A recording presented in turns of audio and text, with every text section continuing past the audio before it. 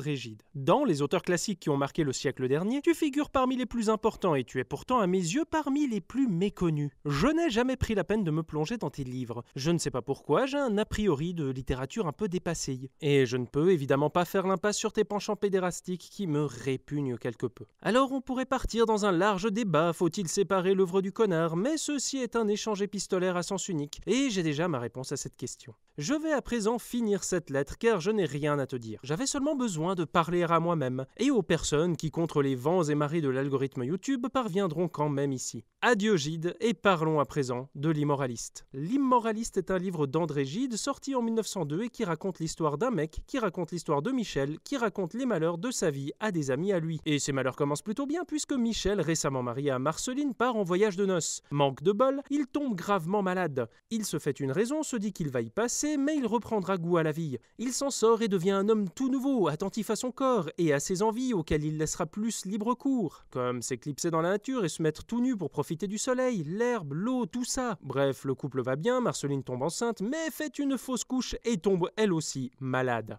Plutôt que de la laisser se reposer en Suisse, il va la ramener en Afrique du Sud et descendre toujours plus loin dans les pays chauds en espérant que ça lui permettra de guérir. Surprise, ça ne marche pas, elle meurt et Michel est tout désappointé. Si je veux aborder L'Immoraliste, c'est qu'il s'agit d'un bon livre pour vous dévoiler les coutumes inhérentes à la création d'un épisode. Alors, d'abord je lis un livre et je me dis tiens, mon impression de lecture me donne de la matière pour un épisode. Puis, je regarde ce qui a été dit sur l'œuvre. Je regarde si d'autres vidéos d'analyse sont sorties, la page wiki, et un peu de littérature scientifique autour du livre. J'articule tout ça à mon propre ressenti personnel, et voilà. J'écris avec l'enthousiasme du désir de faire la meilleure vidéo jamais imaginée. Je relis avec le dépit d'être convaincu que c'est nul. On m'encourage, je rigole tout seul à 2-3 vannes, c'est validé, et je commence la longue phase des illustrations. Mais ça, c'est une autre histoire. L'Immoraliste ne déroge pas à la règle et il a alimenté beaucoup de recherches, notamment sur le style de Gide, mais ce n'est pas ça qui m'intéresse ici. Ce qu'on dit surtout de L'Immoraliste, c'est qu'il s'agit d'un livre qui aborde indirectement l'homosexualité de son auteur. Et ça peut être une piste vraiment intéressante où je pourrais vous vulgariser quelques clés de lecture, sauf que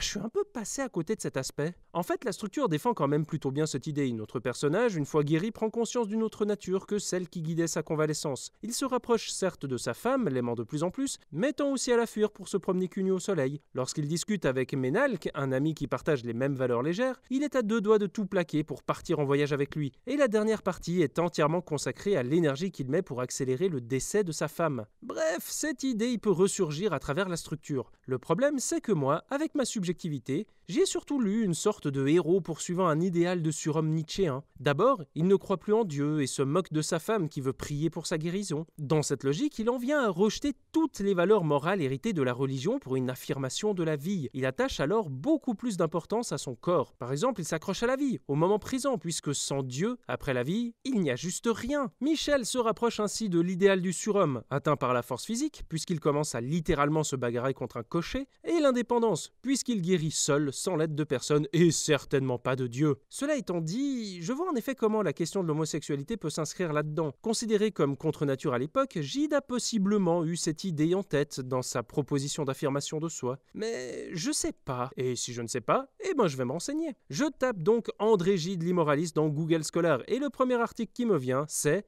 la lettre M dans L'Immoraliste. Un article qui tend à mettre en lumière la question de l'homosexualité dans le livre à travers l'utilisation d'une seule lettre.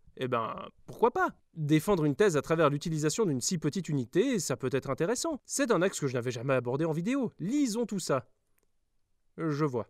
Cet article se concentre uniquement sur une série de noms et de termes commençant par la lettre M. Ça réduit déjà beaucoup la possibilité de l'analyse. Michel, Marceline, maladie, mort, etc. Mais surtout, je ne comprends pas comment des institutions, parfois même reconnues, peuvent publier des papiers d'analyse textuelle lorsque ceux-ci ne comportent, en tout et pour tout, qu'une seule et unique citation de texte. Et oui, en effet, mes vidéos non plus comportent souvent aucune citation, mais je ne les envoie pas à des revues pour publication, ce qui en ferait plutôt une BD.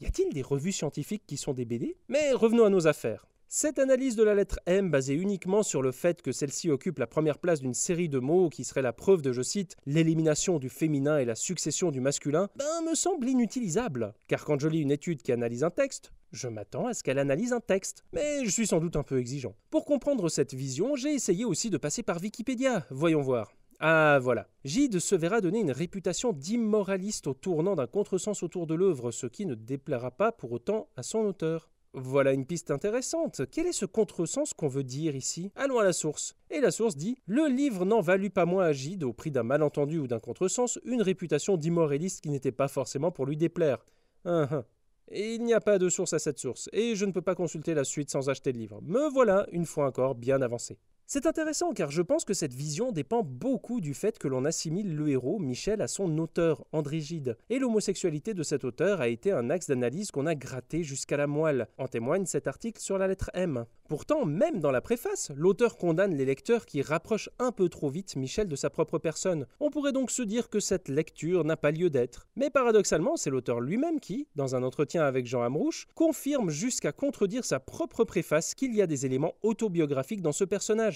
Avait-il des racines dans votre vie, à vous? Il avait des racines profondes.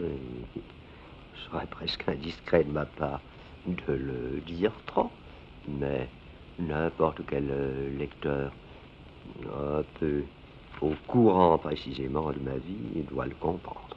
Et je trouve ça plutôt sympa puisqu'il nous laisse, nous, lecteurs, libres d'interpréter. Et c'est pour ça que jamais je ne pourrais me permettre de dire que des dizaines d'années d'études ont tort simplement parce que je n'ai pas le même ressenti. Mais parfois, lorsqu'elle me propose un chemin, j'aime bien aussi en essayer un autre. Et de ce que j'ai lu, j'en vois une condamnation du matérialisme. En effet, si cette quête du surhomme réussit à Michel, Marceline, elle, en souffre. Elle en souffre jusqu'à en mourir. Et bien des extraits me semblent aller dans ce sens, comme cette simple phrase. Ce qu'elle appelait le bonheur, c'est ce que j'appelais le repos.